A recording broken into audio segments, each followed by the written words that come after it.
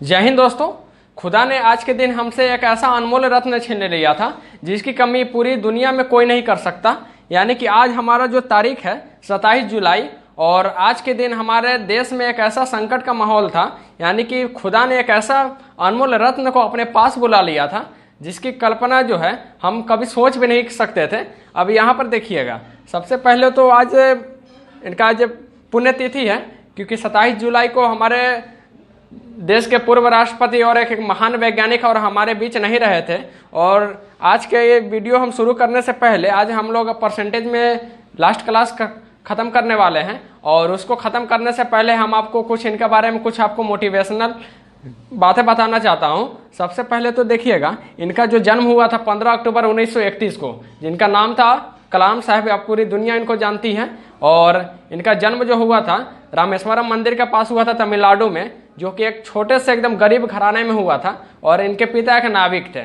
और इनके बारे में कहा जाता है कि जो इनको गणित पढ़ाने के जो शिक्षक थे, इनको 4 बजे सुबह में उठ कर गणित पढ़ने जाना पड़ता था। और ऐसे ऐसे इनकी शिक्षा हुई। इन्होंने काफ़ी स्ट्रगल किया और इन्होंने काफ़ी समय तक पेपर भी बांटा था, अखबार भी बांटा था। और अखबार बांटने से लेकर एक महान वैज्ञानिक तक का सफ़र इन्होंने तय किया है। और कलाम के बारे में क्या कहा जाए, इनके बारे में जितना कहा जाए उतना आपके लिए कम पड़ेगा, क्योंकि ऐसे महान लोग जो है ना दुनिया में शायद ही आपको अगर देखने को मिलेगा। अब इनके बारे में कहा जाता है कि अगर एक बार ये IIT BHU में गए थे, BHU IIT में, इनके लिए अलग से इनके लिए सोफा लगाया गया था बड़ा सा। लेकिन ये वो समय बहुत ज़्यादा ही गुस्सा हो गए थे, क्योंकि इन्होंने कहा था कि जी अगर सबके लिए मैं जहाँ पर बैठूंगा अगर सबके बराबर में बैठूंगा, मैं स्पेशल आदमी नहीं हूँ। और ये ऐसे थे हमारे कलाम। एक बार रांची में एक कॉलेज में इनको चीफ गेस्ट के तौर पर बुलाया गया था, और वहाँ के सारे स्टूडेंट इनसे मिलने के लिए, इनको रिसीव करने के लिए रेलवे स्टेशन चले गए थे। तो कलाम साहब देखकर बोले थे कि आप लोगों के इस हरकत से हम खुश नहीं हैं। हमें बहुत ज़्यादा दुखी हुआ कि आप हमारे लिए आप अपना कीमती समय, जो आपके कीमती समय अपने पढ़ाई को छोड़कर, अपने कॉलेज को छोड़कर हमसे मिलने आ गए और हमें रिसीव करने आ गए। और ये गलती आप दोबारा नहीं कीजिएगा। और एक बार बिहार में बाढ़ आया था, और बिहार में उस समय बाढ़ आया था जिसमें कलाम साहब राष्ट्रपति थे। और बिहार का एक लड़का था जो कलाम साहब को एक लेटर लिखता है कि बिहार में बाढ़ पर कैसे निजात पाया जा सकता है, बिहार में बाढ़ को रोकने का काफ़ी सारा उपाय लिखकर भेजा था। ये लेटर कलाम साहब को जब रिसीव हुआ, उस समय ये राष्ट्रपति थे, तो कलाम साहब इससे इतना इंस्पायर हुए, इतना प्रेरित हुए उस लड़के से कि उन्होंने उस लड़के का पूरा आजीवन पढ़ाई का खर्च उठाया था। और ऐसे थे हमारे कलाम। और कलाम साहब जब एक बार स्विट्जरलैंड गए थे, तो उस समय स्विट्जरलैंड में जिस दिन वो कदम रखे थे ना, स्विट्जरलैंड के गवर्नमेंट ने उस दिन ऐलान कर दिया था कि आज से हम इस देश में नेशनल साइंस डे मनाएंगे। तो स्विट्जरलैंड में जो नेशनल साइंस डे मनाया जाता है उस दिन मनाया जाता है जिस दिन कलाम साहब ने उस दिन स्विट्जरलैंड के भूमि पर अपना पैर रखा था। और यूएनओ ने यह घोषणा किया था कि कलाम साहब के जन्मदिन पर हम वर्ल्ड स्टूडेंट डे मनाएंगे। तो एक ऐसे महान व्यक्ति थे कलाम साहब जिन्होंने अब हमारे बीच नहीं रहे। और कौन कहता है कि कलाम साहब मर गए? कलाम साहब मरे नहीं हैं, खुदा इनको अपने पास बुला लिया गया, क्योंकि अब उनको लग गया है कि अब इनका जरूरत दुनिया में, तो इन्होंने ये दुनिया के लिए बहुत कुछ कर दिया। अब उनको लगा कि अब भाई अब जन्नत और स्वर्ग के लिए भी कुछ करना जरूरी है, इसलिए खुदा ने इनको अपने पास बुलाया था। तो ऐसे थे महान हमारे कलाम साहब। और आज का हम लोग का क्लास शुरू करते हैं। और क्लास शुरू करने से पहले ऐसे ऐसे महान लोगों की कहानी से आपको इंस्पायर करेंगे। तो हम लोग अपना परसेंटेज का क्लास शुरू करते हैं। तो चलिए क्वेश्चन देखिए, पहला सवाल।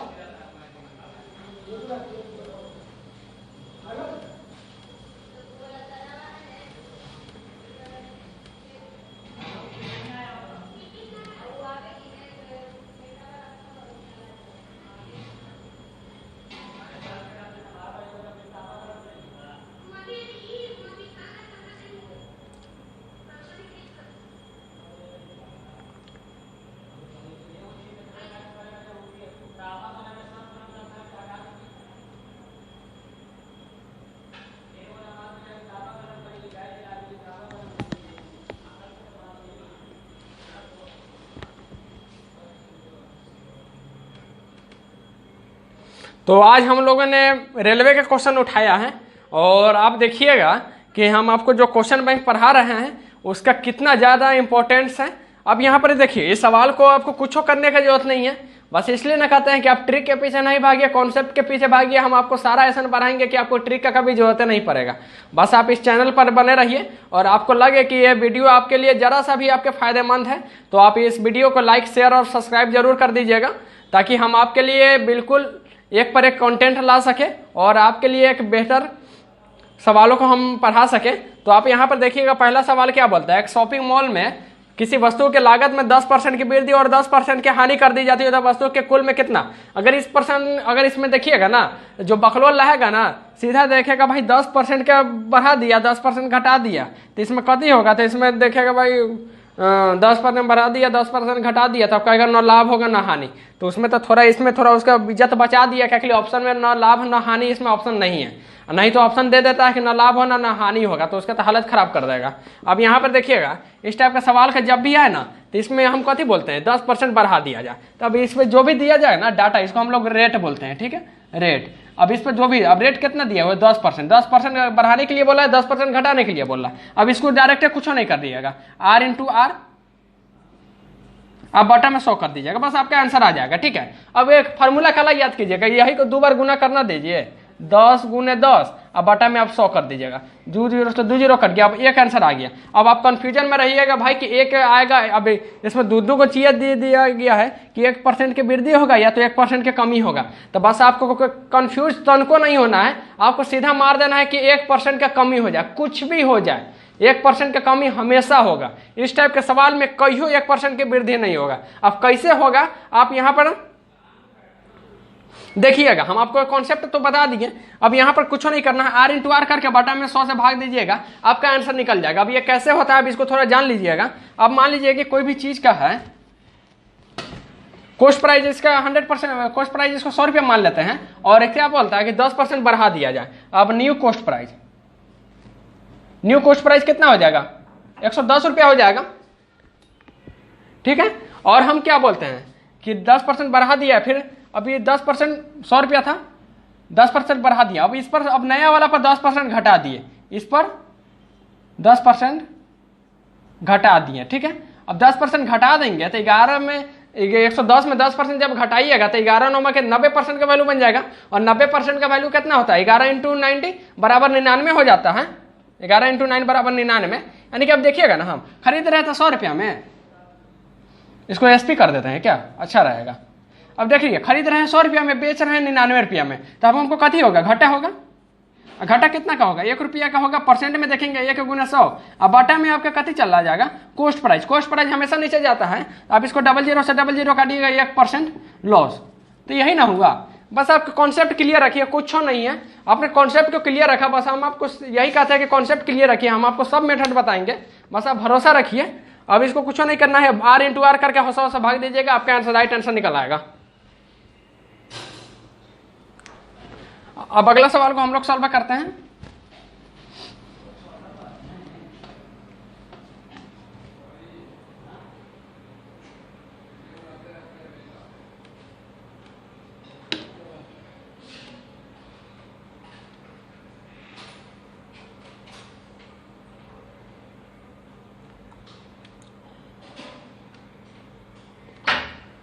हाँ रख दीजिए।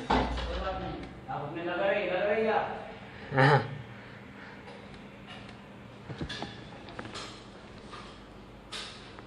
अगला सवाल क्या कहता है, अगला सवाल भी सेम चीज है, बोलता है कि 20% बढ़ा दिए फिर 20% घटा दिए तो कथी हो जाएगा। तब हम आपको बेसिक कॉन्सेप्ट ही बता दिए थे, आप इसको एक मुंह पर कैसे बनाइएगा वो भी हम बता दिए। मुंह पर बनाने के लिए कथी कीजिए, 20% दो दूना 4% का लॉस हो जाएगा। बस इतना आसानी से आप सवाल बनाइएगा।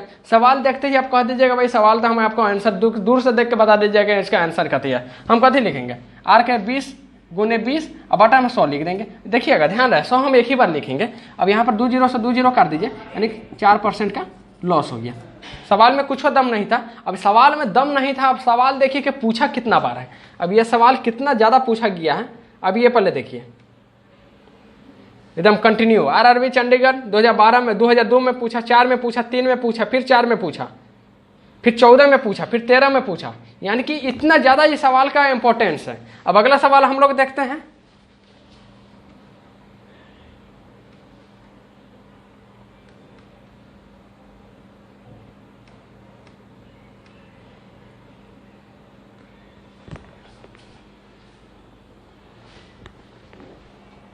अगला सवाल हम लोग देखते हैं, क्या कहता है कि कोयला जो है, काला कोयला, ब्लैक डायमंड, कोयले के मूल्य में 20% की वृद्धि हो जाती है तो उपभोग में कितना प्रतिशत हम कम कर दें। अब देखिएगा ना, अब यहाँ पर अगर आपके दिन का रोज है, अब मान लीजिए कि आप अपने दिन पर 50 रुपया रोज खर्चा करते हैं, और 50 रुपया रोज कुछ भी चाट वोट वगैरह कुछ भी समझ लीजिएगा, 50 रुपया का आप एक रसमाधरी खाते हैं, और अगर कुछ भी खाते हैं जो भी आपका ये हो, अब उस चीज़ का दाम बढ़ जाए, अब हमको आप कंजूस रहिएगा, आप अपने सिद्धांतवादी रहिएगा तो कहिएगा कि भाई 50 रुपया से हम 1 रुपया ज़्यादा खर्चा नहीं करेंगे। अब खर्चा भी नहीं करना है और हमको काम भी चलाना है, तो हम क्या करेंगे।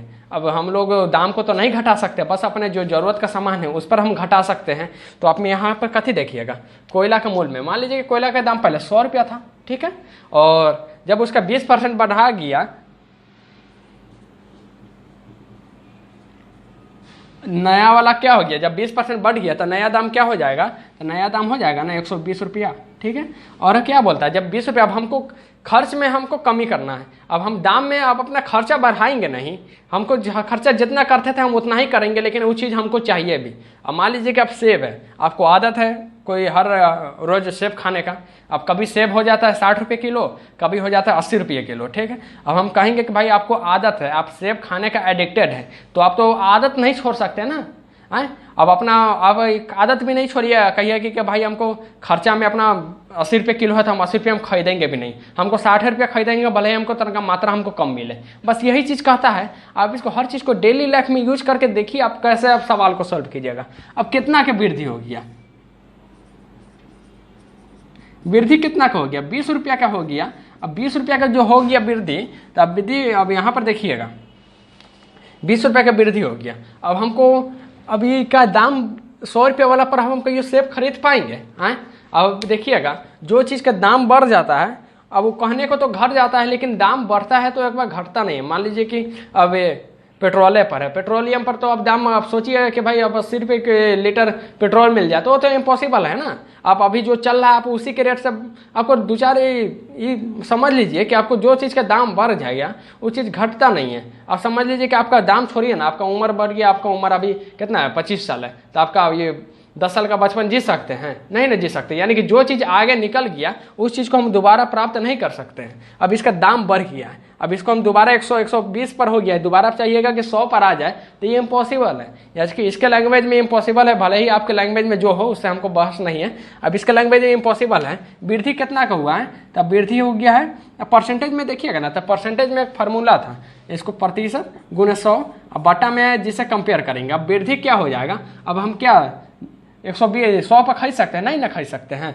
हम यहाँ पर लिखेंगे परसेंटेज के अकॉर्डिंग इंटू 100। ये तो वृद्धि हो गया 20 रुपये की वृद्धि इंटू 100। अब बटा में कथी जाएगा, तो बटा में आप एक ही ध्यान रखिएगा कि बटा में ये नहीं जाएगा, क्योंकि आप समझ लीजिए कि अगर दाम बढ़ गया है तो दोबारा दाम घटने वाला नहीं है। आप बहुत ज़्यादा ही क्रांति नहीं ला सकते हैं दाम घटाने के लिए, आपको 120 पर ही आपको सब्र करना पड़ेगा। आप यहाँ पर 120 पर काम कीजिए, ठीक है। 20 से 6 बार में काटिएगा, 3 बार में काटिएगा, इसको 50 बार में काटिएगा। इसका आता है 16.16 होल 2/3, ठीक है, प्रतिशत। अब इस 2/3 को अभी 6-7 कर दिया है, तो कुछ नहीं कीजिए, 16.67 कर दीजिए, सब एक ही है। अब 6-7 कीजिए, 2 आसपास नजर ननू आ रहा है, मारिए ना 6-7 2.3 कुछ मारिए ना।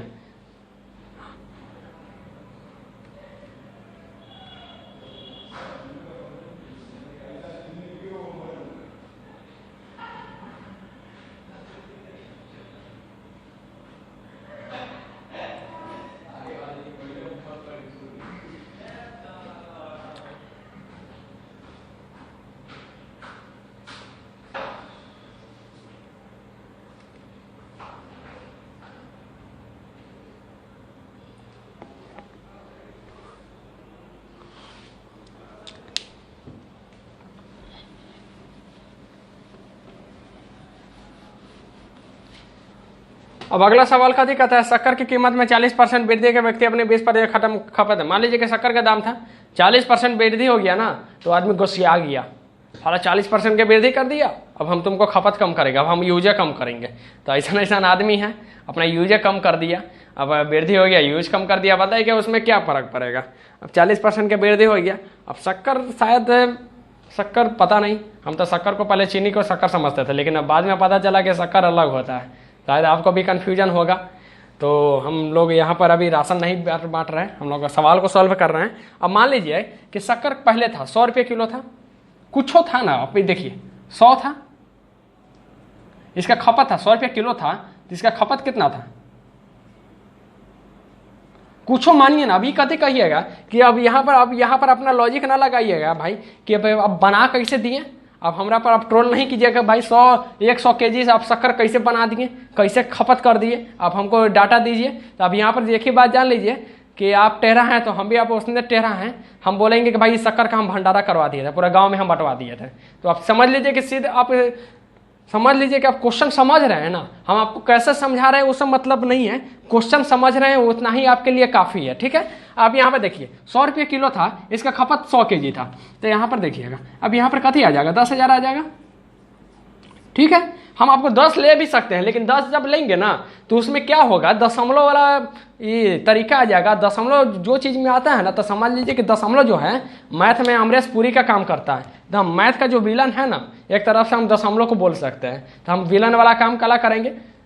अब यहाँ पर देखिए अब कथी होता है, अब यहाँ पर नया जो मूल्य हो जाता है, अब कैसे, अब इसका दाम कितना हो गया, 140 रुपया हो गया। अब इसका खपत कितना है, 80 केजी खपत हो गया। यानी कि दाम जब 140 के 40% जब इसके दाम में इंक्रीजमेंट हुआ, तो अब कथी कहता है, गोसिया आगे कहता है कि अब हम इसका दाम बढ़ाया ना है, अब हम इसके यूजे में कम कर देंगे, इसके खपते में कम कर देंगे। तो खपत में 20% कम कर दिया। अब ये यहाँ पर कितना आ जाता है, 14,112, यानी कि 11,200। अब यहाँ पर देखिए ना कितना की वृद्धि हो गया है, 10,000 में से 11,200 घटाएंगे तो 1,200 का वृद्धि होगा, 1,200 × 100। अब आटा में 10,000, इकाई दहाई सैकड़ा हजार 10,000, 1 2 3 4, 1 2 3 4, यानी कि 12% का वृद्धि ना हुआ। अगर आपके कॉन्सेप्ट पता है ना तो आप कुछ नहीं करते, अगर आपको पकड़ है ना, बस यही एक सेकंड, बस हम आपको यही कहेंगे, क्वेश्चन पर अगर पकड़ हो गया ना तो आपको इतना टेंशन लेने का, 100 गुने 100 करने का जरूरत नहीं था। आप सीधा कर देते कि आप माने में बैठा लेते कि 100 रुपये की जो 100 रुपये किलो था, और मान लीजिए कि 14,812, यानी 14 में 8 से माने में बैठा लेते हैं कि 10 रुपये किलो था, 10 रुपये किलो, और इसमें आप 40% की वृद्धि हुई 14 और घटा दिया 20%, यानी 8, 14,812। आप मुंह पर एकदम मार के आते हैं 112, यानी कि कोई भी चीज़ 100% होता है, ये हो गया 112%, तो मुंह पर मार देते हैं 12% की वृद्धि हो गया। बस आप कॉन्सेप्ट पर पकड़ रखिए, सारा सवाल हम आपको बनवाएंगे, भरोसा रखिए।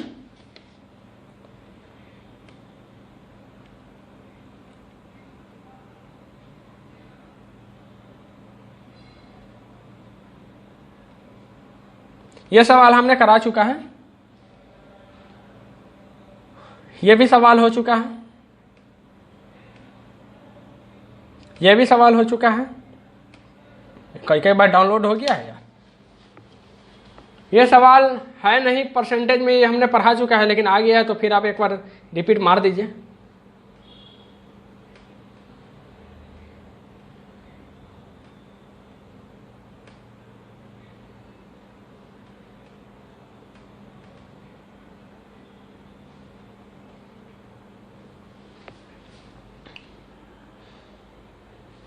सवाल कहता है कि पुस्तकालय में 40% पुस्तक जो है ना अंग्रेजी का है, और शेष पुस्तक का 40% हिंदी का है। तो शेष पुस्तक और बाकी चीज उड़िया का है। यदि हिंदी का जो पुस्तक का संख्या है 4800 है, तो बताइए कि टोटल पुस्तक कितना था। अब देखिए टोटल परसेंट कितना, टोटल मान लीजिए कि कितना था, हमको पता नहीं है, तो लेट टोटल जो है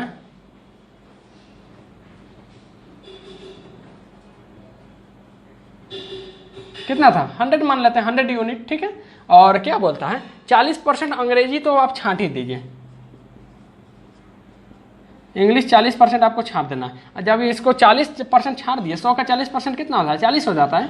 तो इंग्लिश को 40 छाड़ दिया तो आपको बचा कितना आपके पास बोलिएगा कि भाई 100 में से इतना तो हमको आप गधा समझे हैं का? 100 में से 40 घटाएंगे तो 60 ना बचेगा। तो खैर आपको पास इतना है, बहुत खुशी हुई जानकर। अब यहाँ पर देखिएगा, जब 60 बचा ना तो कथी बोलता है कि 60 का 40% हिंदी है। अब शेष के कितना बचा? शेष हमारे पास है 60 है, ठीक है। और बोलता है 60 का मतलब गुना होता है 40%। अब 60 का 40% के लिए यहाँ पर 100 से गुना कर देंगे, अब भाग दे देंगे, तो यहाँ पर कितना आ जाएगा? 24 यूनिट आ जाएगा।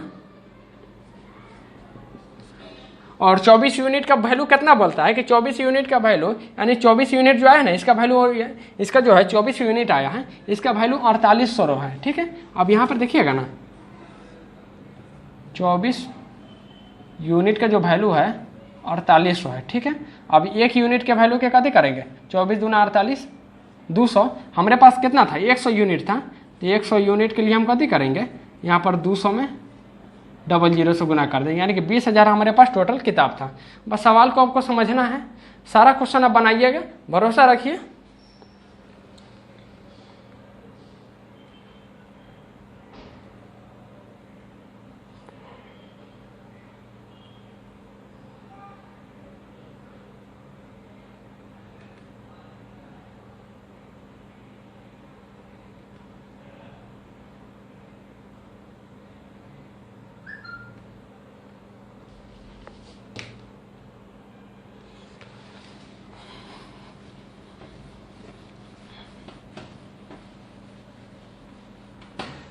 बोलता है कि चीनी के मूल्य में 25% का वृद्धि हो गया है और आने वाले खर्च में कितना प्रतिशत बढ़ा या घटा दे कि उसके खपत में 20% से बढ़ जाए। तो आप यहाँ पर देखिएगा ना, जब खपत में कथी बोलता है, मान लीजिए कि चीनी में 25% की वृद्धि हो गया है, ठीक है, और उसके खपत में 20% बढ़ाना है। अब यहाँ पर देखिए, चीनी का मूल्य था, चीनी का मूल्य पहले 100, पहले हम कुछ नहीं करते हैं, पहले मूल्य लेते हैं रुपया और खपत, ठीक है। खपत कितना था? अब देखिए, कोई भी चीज़ है, खपत आप भले ही आप उसको कुछ कीजिए, सब चीज़ आपको यूनिट में आपको 100 मानना है, ठीक है। आपको 100 मानिएगा, आपके लिए काफ़ी ज़्यादा फायदेमंद करेगा। अब यहाँ पर देखिए, खपत भी 100 था, ठीक है। अब कथी बोलता है कि दाम में 125% बढ़ गया है।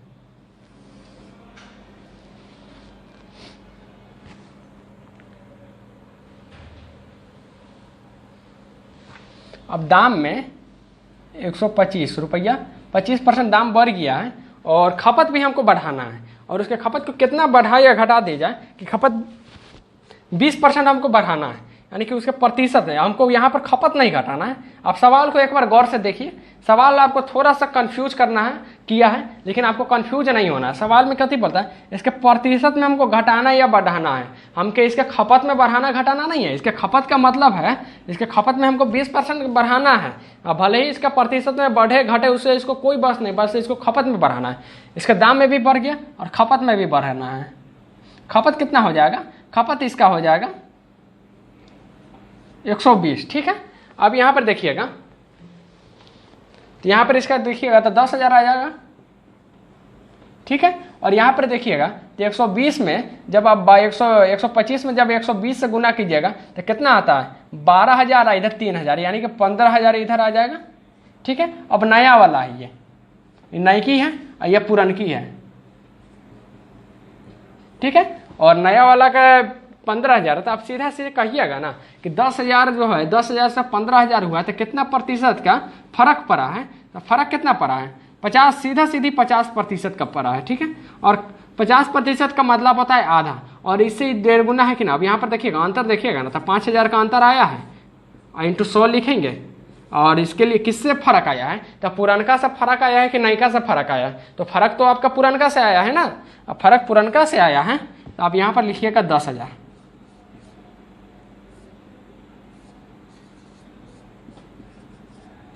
50% का फर्क आया है। तो ये सवाल आपने काफ़ी आसानी से सॉल्व किया, बस सवाल को समझना है। और ये सवाल को समझना जो है बहुत ज़्यादा इजी है। आपको आपके पत्नी के दिमाग से ज़्यादा समझना इस सवाल को इजी है। बस आपको थोड़ा सा लॉजिक लगाना है, सवाल आपका टोटल सवाल बनाइएगा। अब यहाँ पर देखिएगा,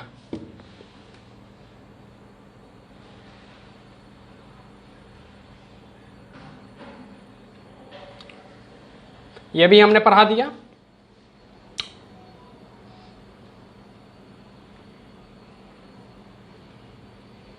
ये इस टाइप का सवाल है, दूसरा सवाल है। हाँ, ये भी पढ़ा दिया हमने अभी, ये भी पढ़ा दिया, ये भी हो गया, ये भी हो गया।